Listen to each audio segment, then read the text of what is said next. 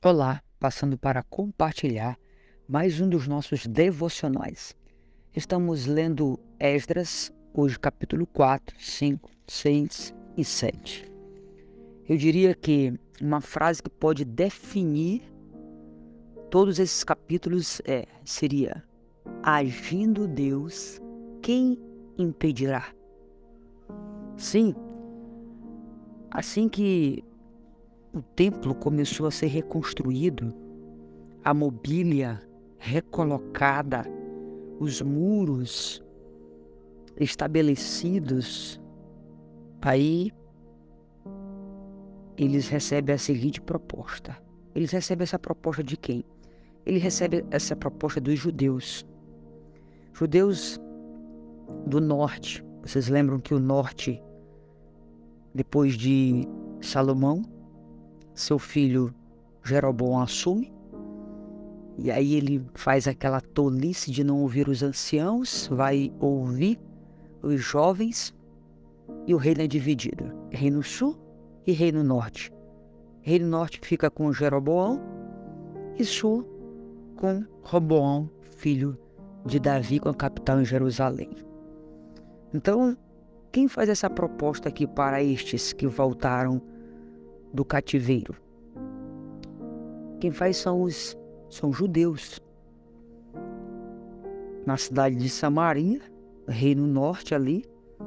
Então eles fazem essa proposta. Só que esses samaritanos, no período do cativeiro, eles se uniram com os povos da terra. Eles adquiriram diversas práticas desses povos, inclusive eles casaram com eles. Prática essa que era condenada a todo judeu. E agora eles queriam reconstruir com esses judeus do sul, que foi uma parte que ela se preservou muito mais, embora tenha ido para o cativeiro, porque desobedeceu ao Senhor. Mas dali vem o rei Davi, a promessa, o trono. Muitos reis buscaram o Senhor, serviram ao Senhor, mas agora eles estão querendo reconstruir. E eles recebem uma palavra de ordem: não, vocês não têm paz nessa construção. Vocês estão impuros, vocês contraíram um casamento com pessoas que estão fora da linhagem, fora das tribos, fora de todos os valores e conceitos que a palavra de Deus estabeleceu. Então isso aborreceu aqueles homens, e eles então, que queriam reconstruir, agora se tornam inimigos terríveis ali. Eles então enviam uma carta ao rei Dario, uma carta cheia de palavras de lisonjas, de bajulações, e falando mal de Israel, que era uma nação perversa, uma nação arrogante, uma nação insubmissa. O que o rei acabou atentando para a fala deles e impedindo por um tempo a reconstrução. Então o que eu aprendo até aqui é que nós precisamos ter muito cuidado com quem nós fazemos aliança. Nós não podemos ser movidos por necessidades. Nós precisamos ser movidos por propósitos. Aquela reconstrução tinha um propósito: glorificar e adorar o Rei Eterno. E eles não podiam negociar. Eles sabiam que no passado os seus pais negociaram, e porque negociaram os valores, eles foram parar no cativeiro. E agora eles não podiam de maneira alguma negociar os valores. Então nós somos chamados um povo diferente. Um povo que não pode negociar os seus valores. Nós somos propriedade exclusiva de Deus. Nós somos um povo santo. Nós somos um povo diferente e que fazemos diferença. Precisamos fazer diferença. Mas no capítulo 5 a gente vai perceber que os profetas Ageu e Zacarias, eles se levantam, eles reanimam aqueles líderes da reconstrução, Eles então, impelidos por essa palavra divina, eles começam a reconstruir, a reedificar a casa do Senhor. A palavra profética é tão poderosa, queridos, que eles são afrontados, mas eles sabiam exatamente daquilo que Deus esperava deles.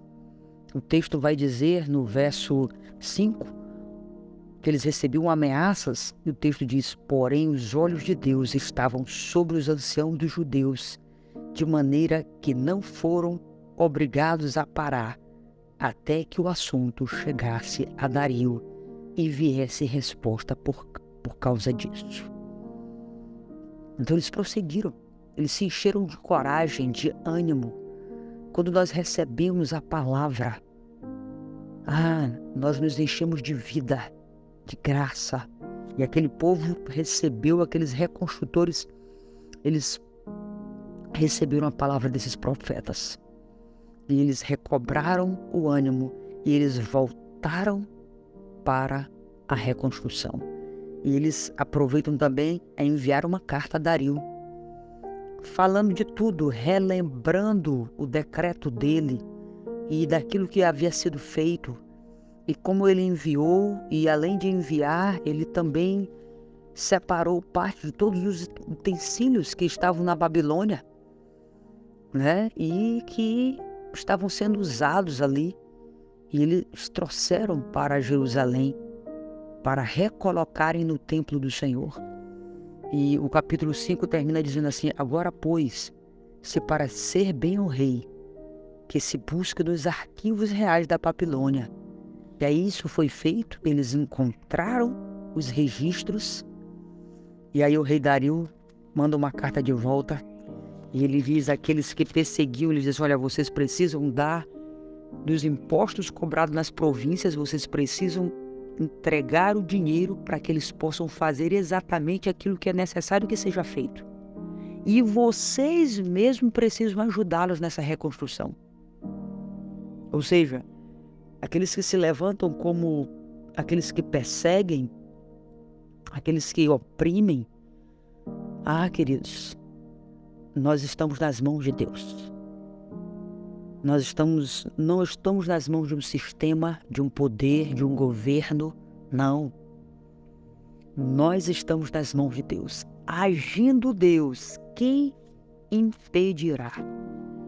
E o certo é que o templo começa a ser reconstruído, e logo em seguida os sacrifícios começam a ser oferecidos. Eu fico imaginando aquela geração voltando a adorar aos sacrifícios, a celebração da Páscoa, a memória, relembrando tudo que os seus antepassados viveram no Egito, toda a trajetória, todos os reis de Israel.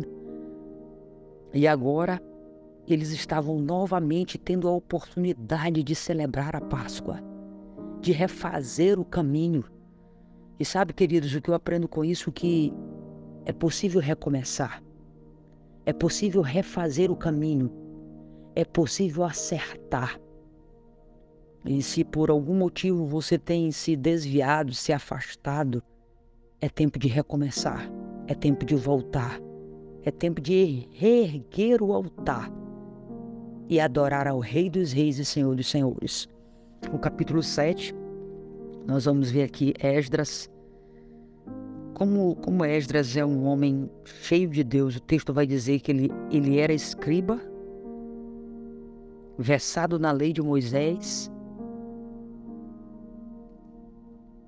e que ele também tinha o favor do rei. Eu fico pensando onde estava Esdras no cativeiro. Mas a mente de Esdras não estava cativa. Os valores de Esdras não foram corrompidos. É provável que ele tenha nascido ali, mas ele ouviu a história, ele sabia da história, ele creu na história, e ele se torna um homem que ele conhecia a palavra, conhecia a lei de Moisés, e ele está preparado Quando Israel recebe a palavra de ordem, é tempo de voltar para reconstruir, ele estava pronto. O que eu aprendo aqui? Eu aprendo que as maiores oportunidades serão dadas àqueles que estão prontos, àqueles que estão preparados, àqueles que estão unidos, aqueles que não perderam tempo. Esdras não perde tempo, ele é um homem da palavra. Ele é um homem que busca a palavra de Deus, ele é um homem de jejum, ele é um homem de oração. Ele é um homem que busca a palavra para si, é um homem que cumpre a palavra, porque ele não apenas lê, mas ele cumpre, ele obedece. E ele também ensina ao povo. Ele tinha no coração, ele carregava esse encargo, essa missão de compartilhar a palavra com outros, para que outros também pudessem entender e, entendendo, eles pudessem adorar ao Deus vivo. Então, boa leitura, Deus te abençoe, Deus abençoe a sua vida. Agindo Deus, quem impedirá?